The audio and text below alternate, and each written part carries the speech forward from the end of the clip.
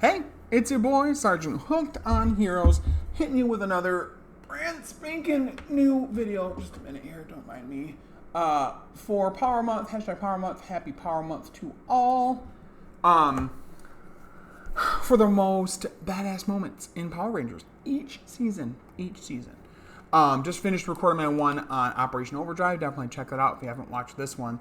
A few rules to set up. If this is the first video you're watching of this series, there will be spoilers for the season that I'm talking about, this time being Mystic Force. And just because I'm giving my opinion on what I think are the most badass moments, it doesn't mean that if yours are different, that yours are any different than mine, or yours are less than mine, or that I'm trying to be a dick about it. Because everyone has an opinion. And I like to hear the conversation start up and like the discussion about things. What makes our fandom so fun to be a part of, for the most part. But yeah, just decided to come up with this idea as some kind of a fun thing to kind of do. They're kind of quicker videos to record and put up and make for content and, you know, things like that for you guys to chew on during Power Month. But yeah, so today I'm really excited to talk about Power Rangers Mystic Force. Hot off the heels of watching SPD, I wasn't sure how I was going to feel about Mystic Force.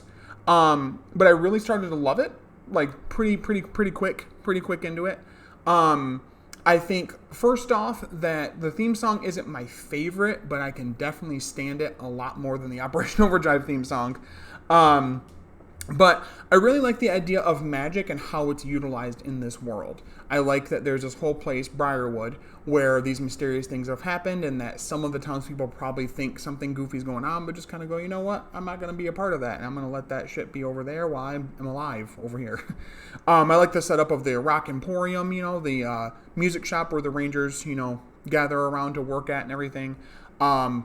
And in general, the whole setup and aesthetic of the show is really cool. I also really like the suits because we finally get capes in Power Rangers, and I think that should make a definite return for like original suits or whatever they're going to do going forward past Cosmic Fury.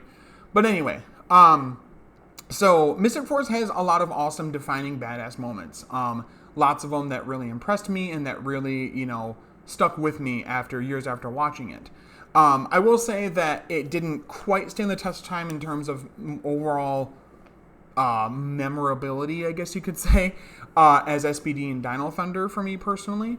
But there were some standouts, and it's a little sad to me that the only thing that I could even say it's a tiny negative really at all is that I really wish that there would have been more push to actually have an SPD team up, just to see the juxtaposition between a team that's entirely tech-based versus an entirely magic-based season. Because we've had them before. Technically, the like Mighty Morphin seasons 1 through 3 are pretty much all like magic-based, if you will. So it's not like this is new, it's just entirely magic solely and nothing else, right? I think that's pretty cool.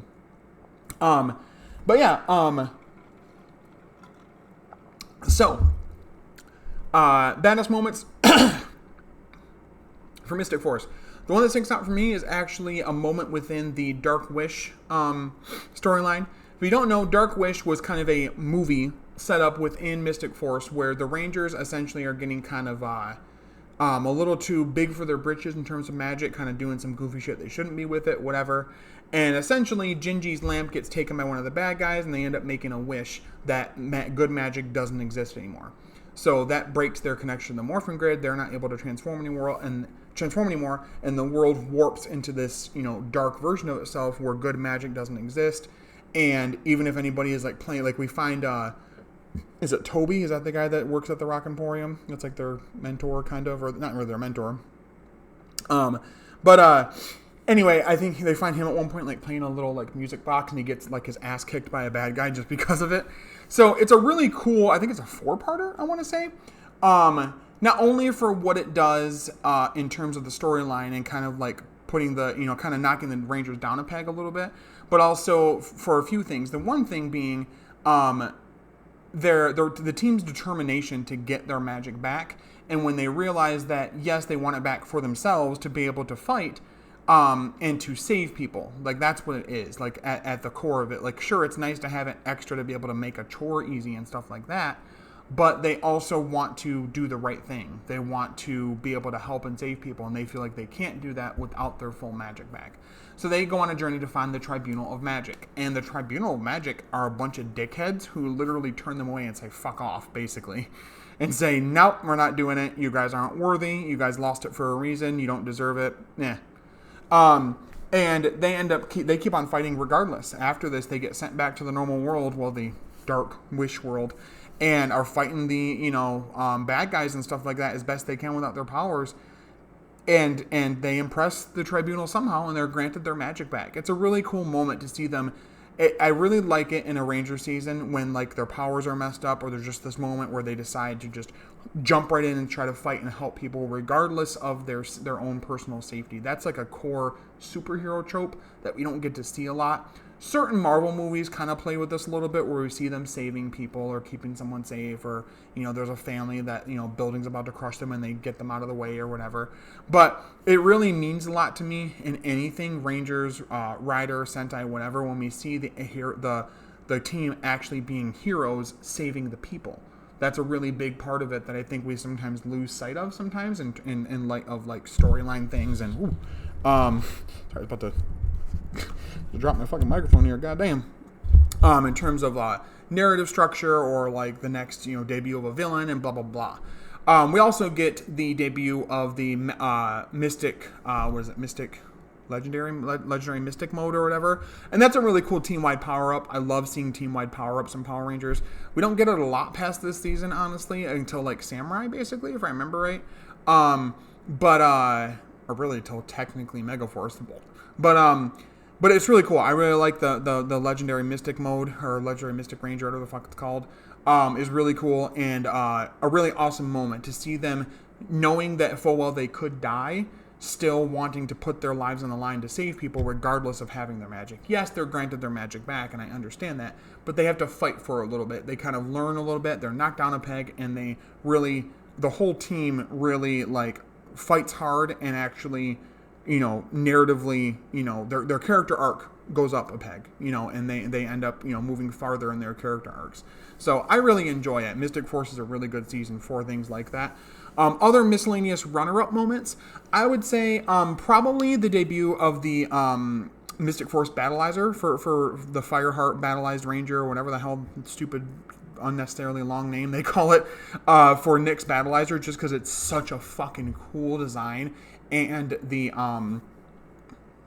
colors are great. The combination of Fireheart with him as one fighting together, the dragon, little dragon friend, that he has like fucking magic drumsticks he's beating people's ass with, is really cool. I really, really, really enjoy that, the debut of that. And that's pretty much the most of it. There are other smaller things, like the finale is pretty good when they're going up against the final, Cthulhu tentacle monster man.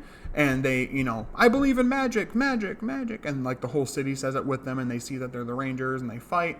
That's all really cool too. But yeah, so those are my favorite moments in the show for Power Rangers Mystic Force. But what did you guys think about Mystic Force? Did you love it, hate it, in the middle? I also really love the stupid, dumb, goofy-ass voice on the morpher. It's like, Galwit Mr. Ranger, and all that shit. It's so over the top, and I love it.